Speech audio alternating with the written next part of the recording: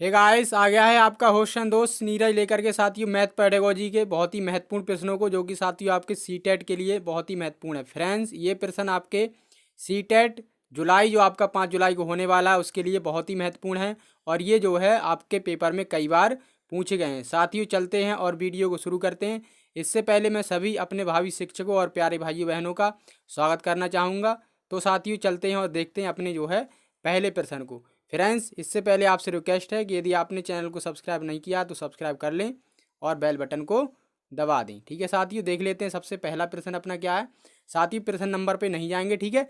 देखते हैं, एनसीएफ 2005 के लक्ष्य कथन के अनुसार विद्यालयी गणित उस स्थिति में नहीं होता जहां बच्चे क्या है। ऑप्शन 1, गणित को अपने दैनिक जीवन के अनुभवों के रूप में देखते हैं। ठीक। दूसरा है, अर्थपूर्ण समस्याओं को रखते हैं और हल करते हैं। सूत्रों और एल्गोरिदम को कंठस्थ करते हैं। और चौथा है, गणित का आनंद उठाने के लिए सीखते हैं। तो बताइए फ्रेंड्स, कौन सा इसमें नहीं है ना, नहीं होता है, वो आपके लिए चूज करना है। ठीक है फ्रेंड्स, तो बताइए यहाँ पर क्या हो जाएगा आपका राइट आंसर। तो साथियों देखिए, अब क्या है, दैनिक जीवन के अनुभवों से हमें गणित के लिए जोड़ना चाहिए, ये एनसीएफ हमारा कहता है। ठीक है।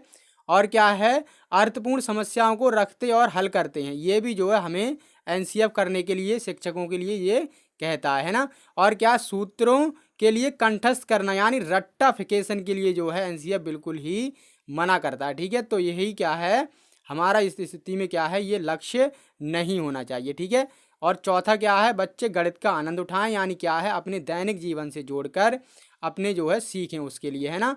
तो बच्चे अच्छी तरीके से गणित के लिए सीखते हैं। ठीक है, ये आपका साथियों सीटेट 2013 में पूछा गया प्रश्न है। ठीक है, देख लेते हैं अगले प्रश्न को।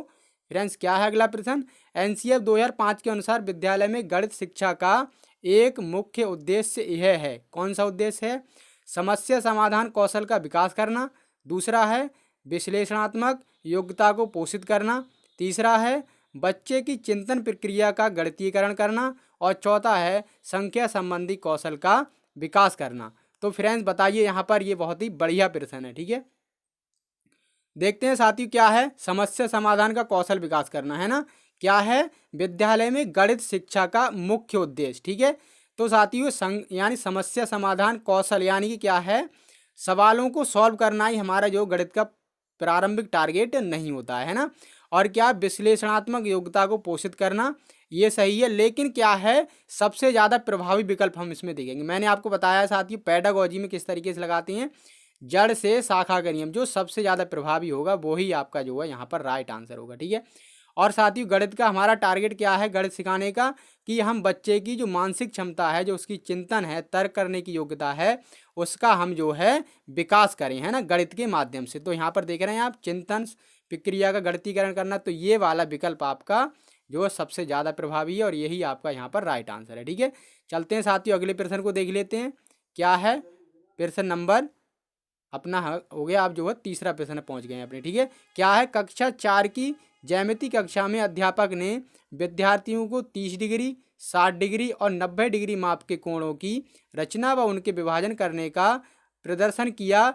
उसके बाद विद्यार्थियों को 15 डिग्री और 45 डिग्री का कोण बनाने के लिए कहा गया। ठीक है, क्या है, इस समय यह कार्य अध्यापक का जो प्रयोजन दर्शा रहा है वह कौन सा है ना, ये हमारे लिए बताना है। ठीक है, ऑप्शन 1 है, शिक्षार्थी की उपलब्धियों का संक्रियात्मक परीक्षा में आकलन करना। बी है, अनुभव संबंधी अधिगम का मौका देना। तीसरा ऑप्शन है, दिए गए कार्य को पूरा करने के लिए विद्यार्थी की समझ तथा सीखे गए 2 कौशलों को समन्वित करने का आकलन करना। और चौथा है, प्रत्येक विद्यार्थी को किसी न किसी कार्य में व्यस्त करना। बताइए साथियों क्या हो जाएगा यहाँ पर आपका आंसर। तो साथियों क्या है, यदि आपने वीडियो को लाइक नहीं किया तो लाइक जरूर कर दें फ्रेंड्स, इसमें बड़ी मेहनत लगती है ना। और क्या है कि आप जो है हमारी मैराथन क्लास को देखते रहे हैं ना। और जो आपका टेट का जो सीटेट का एग्जाम है 5 जुलाई को होने की पूरी संभावना है। ठीक है, तो देखते हैं क्या हो जाएगा फ्रेंड्स इसका आंसर। अब देखिए साथियों, पेडागोजी में आप जब भी ऑप्शन लगाएं ना, तो किस तरीके से लगाएंगे, ज़्यादातर ऑप्शन आपका वो सही होता है जो है सबसे बड़ा ऑप्शन होता है। ठीक है, तो अगर हम यहाँ पर डायरेक्ट ऑप्शन लगाएं तो आप तीसरा लगा दीजिए, आंखें जो है मूंद कर। ठीक है, तो आपका जो है सही हो जाएगा। लेकिन देख भी लेते हैं आखिर क्यों है ये जो है सही। ठीक है, पहला क्या है, शिक्षार्थी की उपलब्धियों का संक्रियात्मक परीक्षण करना। तो ये हमारा जो मेन टारगेट अध्यापक का यहाँ पर नहीं है, क्योंकि उसने कुछ पहले बताया है और फिर जो है कुछ पूछा है ना। और अनुभव संबंधी अधिगम का मौका देना। ठीक है, तो यहाँ पर क्या है, पहले शिक्षक ने कुछ जो है बताया, जैसे कि मैं आपके लिए बता रहा हूँ यहाँ पर, है ना। तो ये भी नहीं है। और इसमें देखते हैं प्रभावी कौन सा, तीसरा, दिए गए कार्य को पूरा करने के लिए विद्यार्थी की समझ तथा सीखे गए 2 कौशलों, है ना, जो शिक्षक ने सिखाया अब उसका जो बच्चे प्रयोग करें, है ना, जो सीखे गए कौशल का समन्वित करने का आकलन करना जो है शिक्षक चाहता है। ठीक है, तो तीसरा ऑप्शन यहाँ पर आपका राइट हो गया। ठीक है, देख लेते हैं अगले प्रश्न को। क्या है, अधिक गणित जानने की अपेक्षा यह जानना अधिक उपयोगी है कि गणितीय करण कैसे किया जाए। यह कथन किसका दिया गया है। ठीक है, ऑप्शन 1 है जॉर्ज पोल्या, बी है आपका दूसरा ऑप्शन बेन हाइल, और तीसरा है वाइगोत्स्की, और चौथा है डेविड व्हीलर।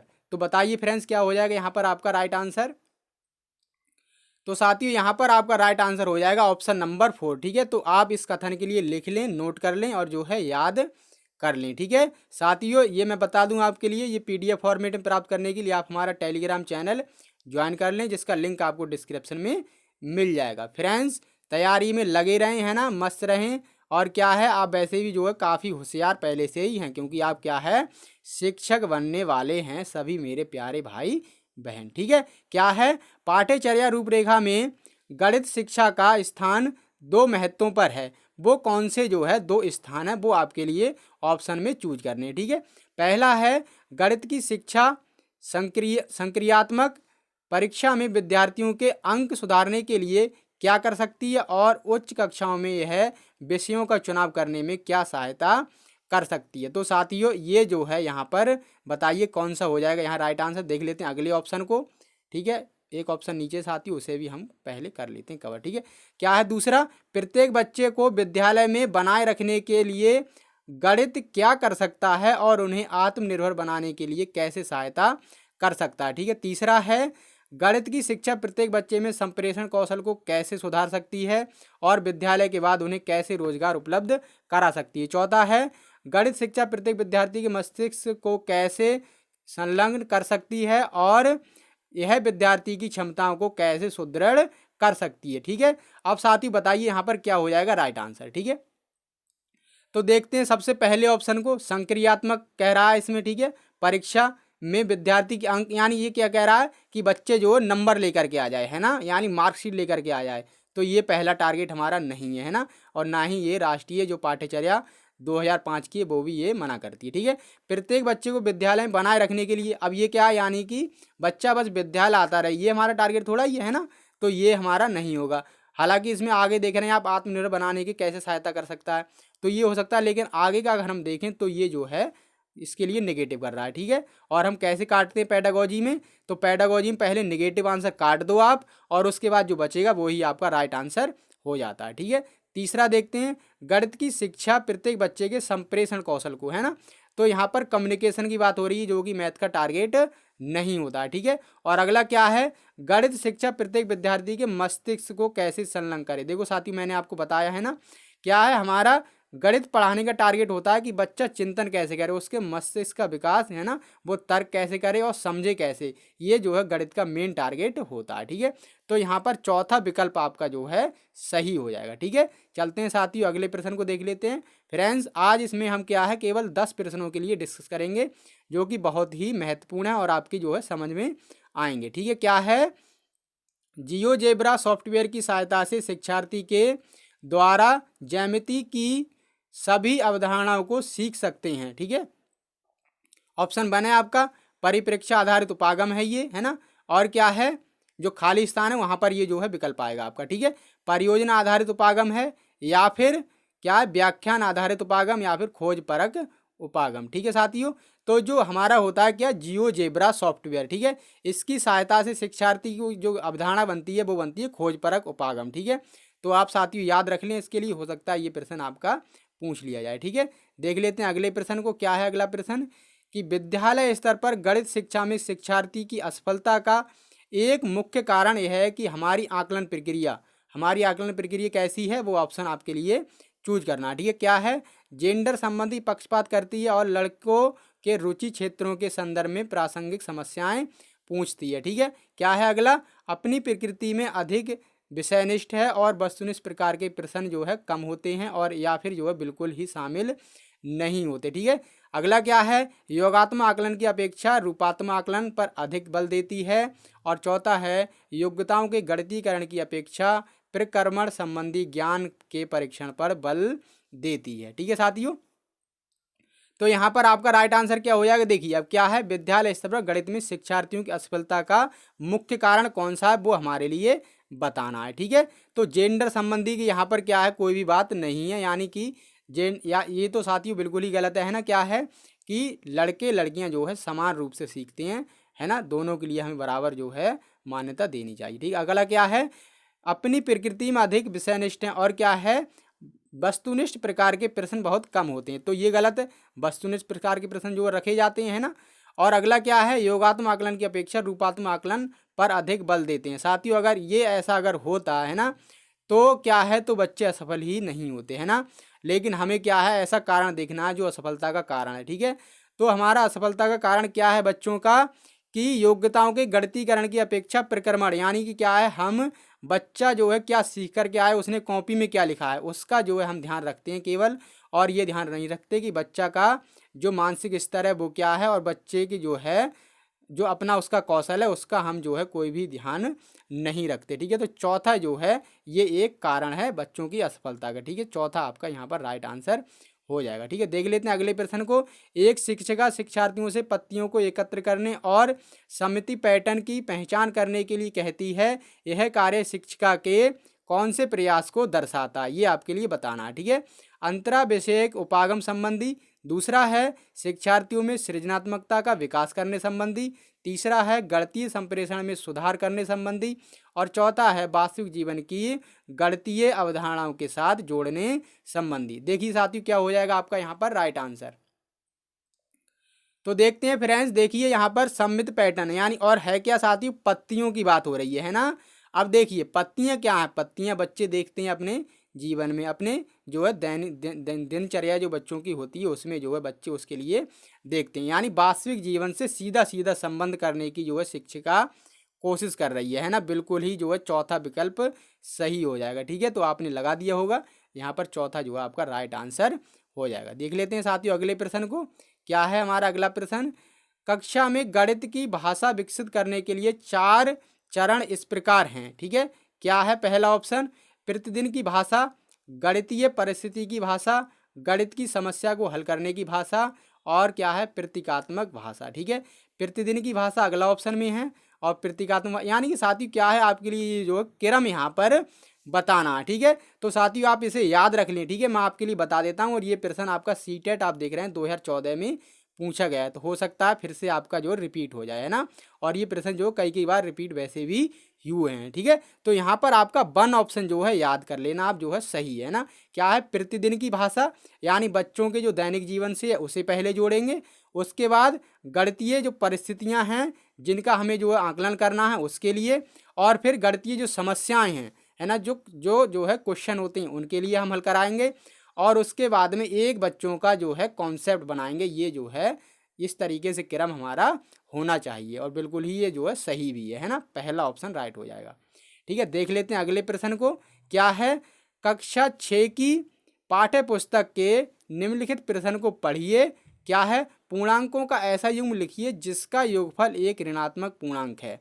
ये प्रश्न जो है क्या दर्शाता है ये आपके लिए यहाँ पर बताना है। ठीक है, क्या चिंतनपूर्ण प्रश्न है, या फिर बंद अंत वाला प्रश्न है, या फिर बहुविकल्पीय प्रश्न है, या फिर खुले अंत वाला प्रश्न है। ठीक है, तो फ्रेंड्स मैं आपको लिए यहाँ पर बताऊं क्या, तो बंद अंत वाले साथी प्रश्न वे होते हैं जिनका एक डेफिनेट आंसर होता है ना।